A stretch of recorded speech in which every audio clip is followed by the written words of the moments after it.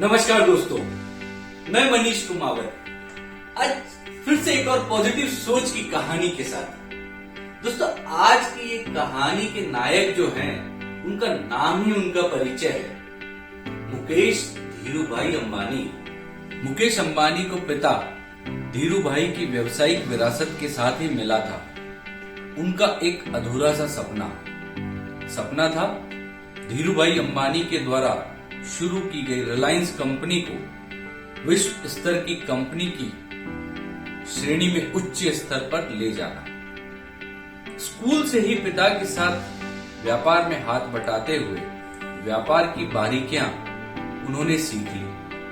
बरसों बरस की मेहनत, सूझबूझ, सद्भाव और व्यावसायिक कुशलता, सामाजिक उत्तरदायित्व निभाने के कारण मुकेश अंबानी ने न ही अपने पिता के अधूरे सपने को पूरा किया, बल्कि उनकी सफलता से देश को भी गौरवान्वित किया।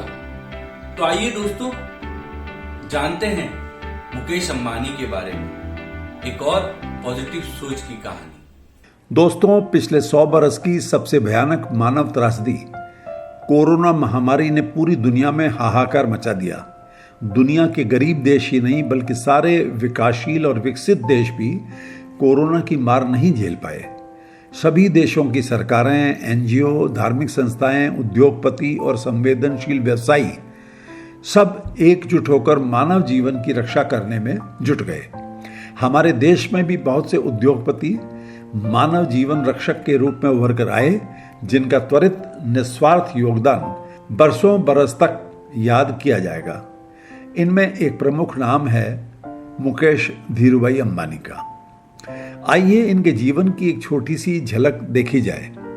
यह सच है कि मुकेश अंबानी को एक स्थापित व्यावसायिक साम्राज्य विरासत में मिला था, लेकिन मुकेश ने अपने पिता धीरूभाई अंबानी से मिले संस्कारों, शिक्षा और मेहनत से उस व्यवसाय को विश्व स्तर पर पहुंचा दिया। आज वे रिलायंस इंडस्ट्रीज लिमिटेड के अध्यक्ष व प्रबंध निर्देशक हैं, जो कि फॉर्च्यून ग्लोबल 500 कंपनियों की लिस्ट में 96वें स्थान पर है।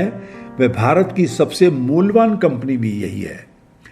बचपन में मुंबई के भुलेश्वर के एक छोटे से 2 कमरों के फ्लैट में अपने परिवार, जिसमें उनके पिता धीरूभाई व मां कोकिला बहन, भाई अनिल, बहनें दीप्ति व नीना साथ साथ रहते थे। स्कूली शिक्षा के बाद मुंबई यूनिवर्सिटी से केमिकल इंजीनियरिंग पास की, फिर स्टैनफोर्ड यूनिवर्सिटी से एमबीए करने चले गए। इसी बीच पिता धीरूभाई अंबानी ने एक पॉलिएस्टर का प्लांट लगाया, तो मुकेश पिता की सहायता करने के लिए अपनी पढ़ाई बीच में छोड़कर आ गए। मुकेश तो हाई स्कूल के दिनों से ही अपने पिता के व्यवसाय में उनका हाथ बटाते थे। सन 1981 में औपचारिक रूप से रिलायंस में शामिल हो गए। पिता की सीख, सलाह व अपने अनुभवों से लगातार सफलता की नई कहानी लिखते चले गए।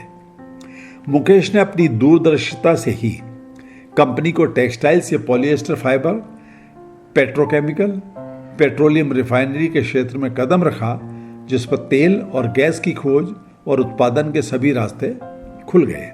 मुकेश के नेतृत्व में 25 दिसंबर 2008 में रिलायंस पेट्रोलियम लिमिटेड ने अपनी तीसरी रिफाइनरी कम पेट्रोकेमिकल कॉम्प्लेक्स, जो कि दुनिया का सबसे बड़ा रिफाइनिंग कॉम्प्लेक्स है, उसे मात्र 36 महीनों के रिकॉर्ड टाइम में स्थापित कर दिया था।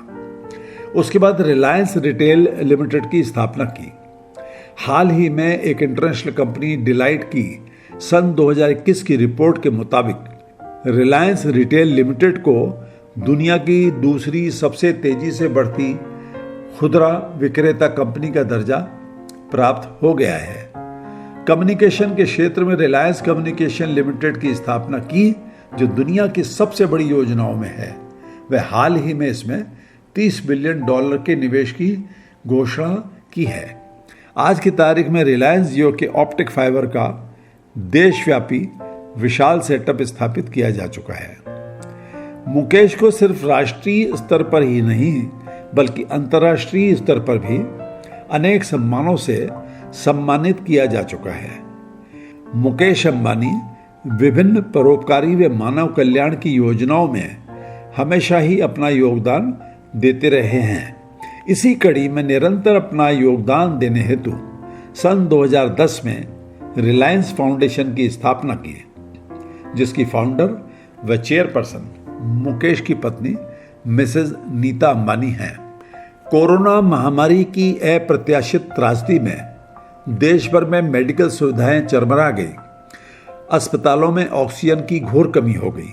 मुकेश व नीता अंबानी ने अपने सामूहिक प्रयासों से मुंबई व जामनगर में 1875 बेड्स के अस्पताल चलाए जा रहे हैं।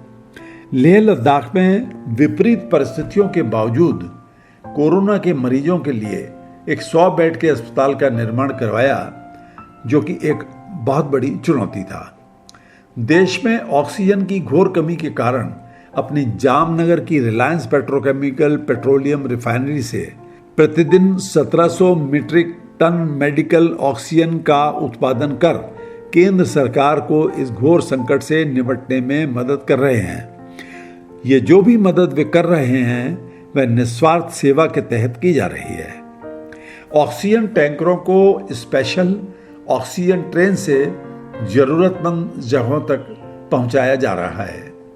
रिलायंस फाउंडेशन द्वारा पूरे देश में प्रतिदिन 5 करोड़ फूड पैकेट्स का विभिन्न एनजीओ के माध्यम से जरूरतमंद लोगों को मुफ्त वितरण करवाया जा रहा है, ताकि कोई गरीब और असहाय आदमी भूखा ना सोए।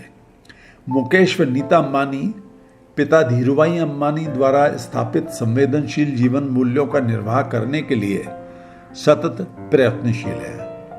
इस कहानी से जो हमें सीख मिलती है वो ये है कि विरासत में मिले जीवन मूल्यों का निर्वाह करने से जीवन की सफलता और सुकून और गर्व का एहसास जरूर होता है।